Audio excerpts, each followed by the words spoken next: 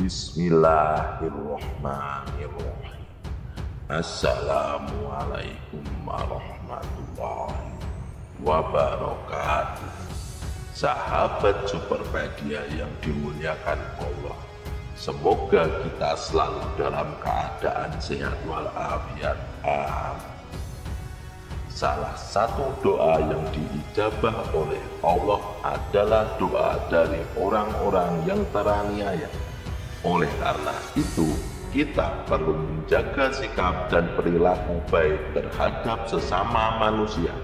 Dikhawatirkan orang yang kita zalimi akan berdoa keburukan untuk kita, dan sangat besar kemungkinannya doa tersebut dikabulkan oleh Allah.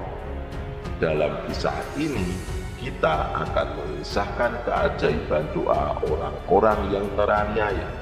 Kali ini kita akan membahas tentang bagaimana malaikat Jibril membalikan istana Raja Zalim.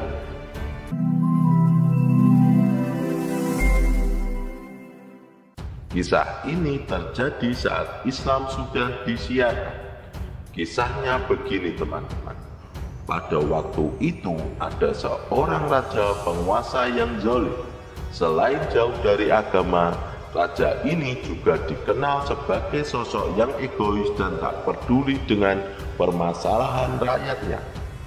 Pada suatu hari, raja ini memerintahkan kepada para pembesarnya untuk membangun sebuah istana kerajaan yang besar dan megah. Atas perintah sang raja, para pembesar pun mulai menjalankan tugas mereka untuk membangun istana tersebut. Mereka memilih lokasi untuk istana itu di sebuah tanah lapang yang di sampingnya terdapat sebuah rumah gubuk yang real, tempat tinggal seorang nenek tua. Maka dibangunlah istana kerajaan di tempat itu. Setelah istana selesai dan mulai ditempati oleh raja serta para perangkat kerajaannya, tiba-tiba bagian dari bangunan istana menimpa gubuk real di sebelahnya. Hal ini menyebabkan rumah gubuk itu rusak dan nyaris ambruk. Saat kejadian tersebut, nenek tua di dalam rumah segera berlari keluar karena khawatir rumahnya akan semakin rubuh dan menimpanya. Ketika ia mengetahui bahwa penyebab kerusakan rumahnya adalah istana raja dan bahwa jika ia meminta keadilan kepada sang raja, raja tidak akan menanggapinya karena sifat buruknya yang terkenal, nenek tua itu merasa putus asa. Maka ketika itu nenek tua tersebut berdoa kepada Allah Subhanahu wa Ta'ala untuk meminta keadilan atas peristiwa ini. Doa tersebut langsung diijabah oleh Allah dan Allah Subhanahu wa Ta'ala mengutus malaikat Jibril untuk menjalankan tugas ini. Singkat cerita, istana kerajaan yang megah itu dibalikkan oleh malaikat Jibril dan seluruh penghuni di dalamnya termasuk Raja Zalim dan seluruh anak buahnya mati dalam peristiwa tersebut. Allah benar-benar menurunkan azab saat itu juga, dan tidak ada yang tersisa kecuali kehancuran yang ditimpakan olehnya. Sahabat Superpedia yang dimuliakan Allah, kisah selanjutnya datang dari cerita para sahabat. Ketika itu Nabi kita Muhammad SAW berkata, "Maukah kalian memberitahukan kepadaku sesuatu yang paling menakjubkan bagi kalian?" Di Sabah beberapa pemuda mulai bercerita. Suatu hari ketika kami sedang duduk-duduk di pinggiran jalan, tiba-tiba lewat seorang perempuan yang sudah sangat tua. Ia membawa gentong berisi air yang diletakkan di atas kepalanya. Tiba-tiba perempuan tua tersebut bersenggolan dengan seorang pemuda. Pemuda ini memegang pundak perempuan tua itu dan mendorong hingga perempuan tua itu jatuh berlutut dan gentongnya pecah.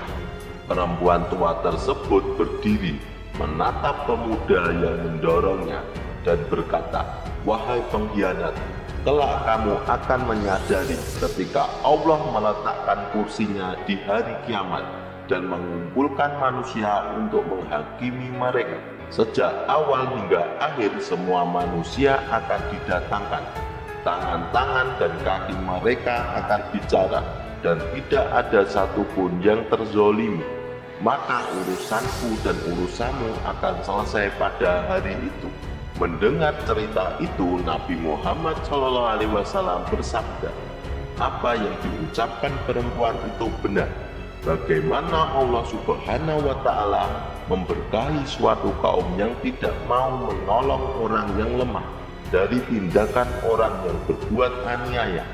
Sahabat Nabi Muhammad SAW, Abdullah bin Salam, kemudian berkata, sesungguhnya ketika Allah Subhanahu wa Ta'ala menciptakan makhluk dan mereka telah berdiri di atas kaki mereka, mereka mendongakkan kepala ke langit dan bertanya, wahai Rabb, bersama siapakah engkau?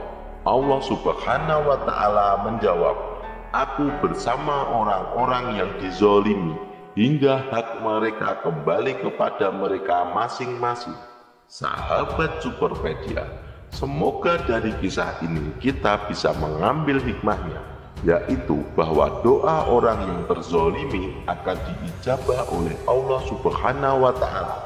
Oleh karena itu, kita harus senantiasa berhati-hati dalam bersikap kepada sesama manusia. Wallahu a'lam bishawab.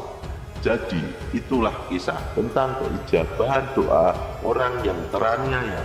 Semoga kisah ini bermanfaat. Lebih dan kurangnya mohon dimaafkan. Yang benar datangnya dari Allah Subhanahu wa Ta'ala, sementara kesalahan datangnya dari saya pribadi sebagai manusia biasa. Sampai ketemu di video selanjutnya. Saya akhiri. Wassalamualaikum warahmatullahi wabarakatuh.